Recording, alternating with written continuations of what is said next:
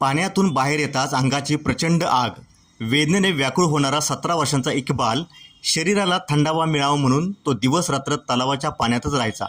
त्याचा हा video social मीडियावर व्हायरल झाला आणि त्याची ही वेदनादायक कहाणी जगासमोर आली.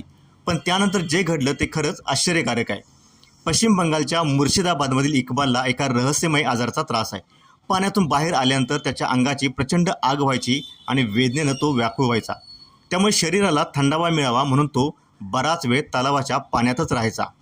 इक्बालचा हा व्हिडिओ सोशल मीडियावर व्हायरल झाल्यानंतर रिलायन्स इंडस्ट्रीजचे कार्यकारी संचालक अनंत अंबानी यांच्यापर्यंत ही माहिती पोहोचली.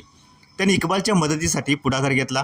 त्यांच्या निर्देशानुसार वैद्यकीय तज्ज्ञांची टीम मुर्शिदाबादला पोहोचली आणि इक्बालची प्राथमिक तपासणी केली. डॉक्टरांच्या सल्ल्यानंतर इक्बालला रुग्णवाहिकेतून कोलकाता विमानतळावर नेण्यात आलं आणि तिथून मेडिकल एअरक्राफ्टने मुंबईत आणण्यात आलं. सध्या इक्बालला सर एच.एन. रिलायन्स फाउंडेशन हॉस्पिटलमध्ये दाखल करण्यात आलं आहे. त्याच्या आजाराचं नेमकं कारण शोधण्यासाठी पुढील तपासण्या सुरू आहेत. इक्बालच्या कुटुंबाला आता तो लवकर बरा होऊन घरी परतण्याची आशा आहे.